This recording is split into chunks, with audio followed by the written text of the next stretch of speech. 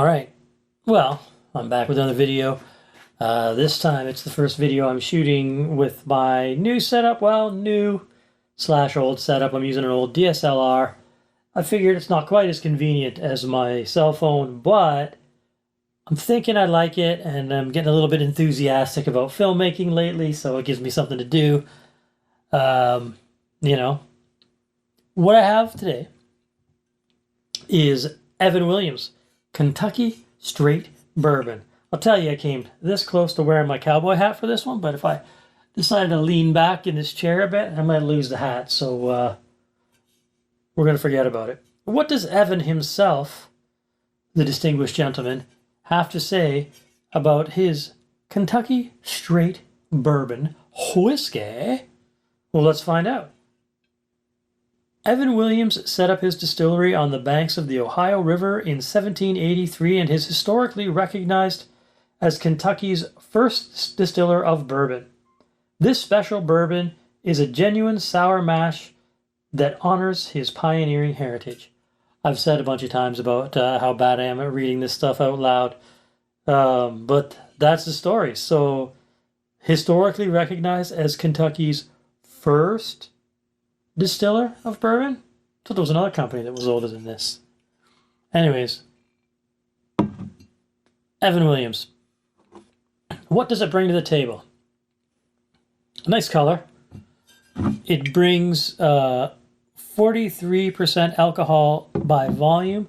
I live in Canada, and at the time of this shooting, I think this bottle is about $28. So in terms of whiskey in Canada, that's a really good price because the cheap stuff even sits at right about $30. So this is coming in a little bit under it. So it's clearly super cheap. But I can tell you from personal experience, and you know I have some personal experience with it because, well, yeah, she's got a little bit of the half-empty happening. I can tell you from personal experience, if you're going to buy a budget bourbon, this is the one to get. It beats old Jackie and it beats old Jim. It's a little cheaper than both, and it's better. It might not be cheaper than Jim Beam, but I don't have my numbers exactly perfect. Now I'm trying my best to be a little more personable in how I talk, because sometimes I feel like I'm yelling at the camera. That's because it's like 12 feet away from me. So pardon me if my volume level goes up and down, because I'm doing my best to control it. So we have a Kentucky Straight Bourbon made from America, and smells nice.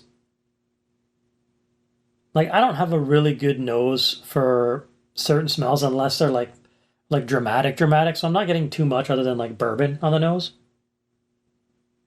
Like, it just smells like a pleasing whiskey. Probably corn. Grain's not really showing up. A lot of like the alcohol smell, the ethanol smell, that always dominates my sinuses for whatever reason. I do have a pretty sensitive sense of smell and a sensitive sense of taste. So, you know, there's that. And this isn't some nice aged whiskey, so there's no, 10 minutes in the glass for 10 years in the bottle. It's just a pour and sip. I suppose you could mix this with Pepsi or Coke, or I'd probably go ginger ale, just because I know it's got a nice flavor profile, and the Coca-Cola tends to hide the flavor profile of the whiskeys. And it's my opinion that unless you're doing a smoky Coke, for the most part, if you're doing like a whiskey and Coke, you're trying to hide the flavor of whiskey. So, whereas if you're having it with a ginger ale, it like accents it. Might be interesting to load this down with tonic water. That might be interesting. I've made a hot toddy out of this before. It's okay.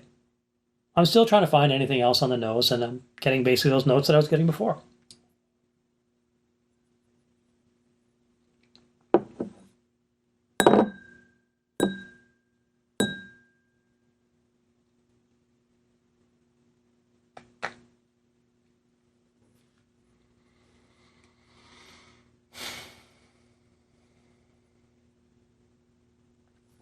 Okay, so maybe this is just because of what I've been eating lately, but weirdly, as I exhaled through the nose there, I'm getting like a citrus note, but the citrus note is leaning into lime.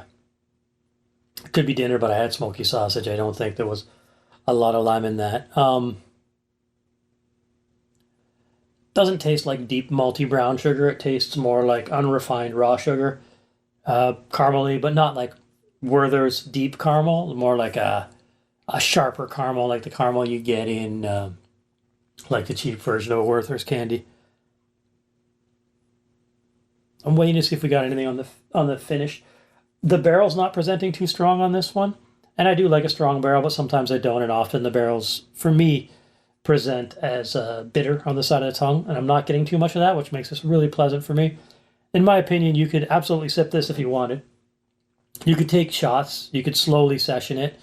The fact that you get 43% alcohol by volume on here is nice, because in Canada, typically you get 40%. So to get that extra 3% bump and to come in at a better price than a lot of the whiskey that's available, I think is a nice thing to get. It's one of the reasons I leaned into Evan Williams, because with a little bit more alcohol per volume, you do get a little more flavor. It means they've watered it down less. As I've been talking, like some other flavors are presenting, again, it's just mostly like sugar, raw sugar, not refined sugar, not brown sugar, not molasses, just simple raw sugar, same kind of sugar they'd use to make rum. Caramel, light caramel. Vanilla woody vanilla note. More vanilla bean than fake vanilla flavor.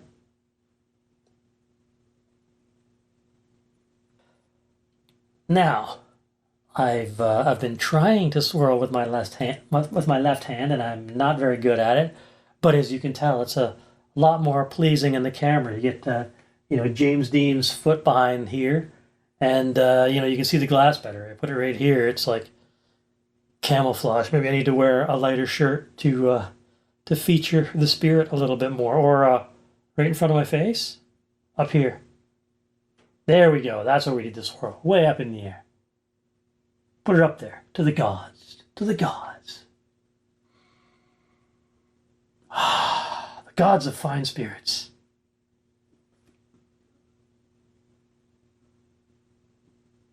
Yep. Corn.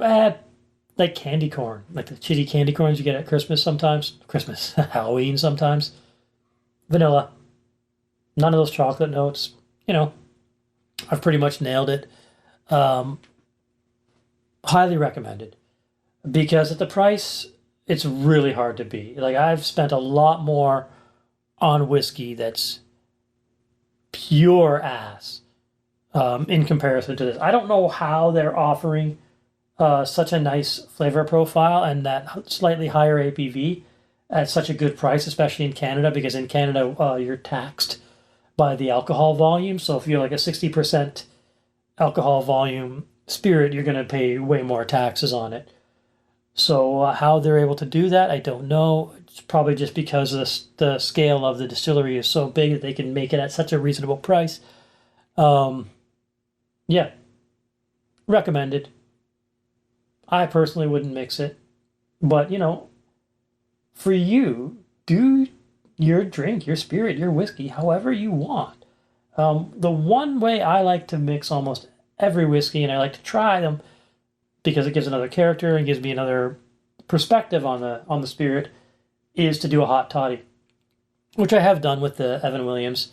I've certainly done better hot toddies, but this one, not on ice, no water added, no mix, not for me. There we go. Now that it's been out a bit and I've been swirling it, I'm starting to get a little more complex sweetness on the nose. Again, it's that sugar and vanilla, but there's something slightly floral in there. I guess I could describe the texture, because that's another thing. It has a surprisingly good texture, again, for the price point.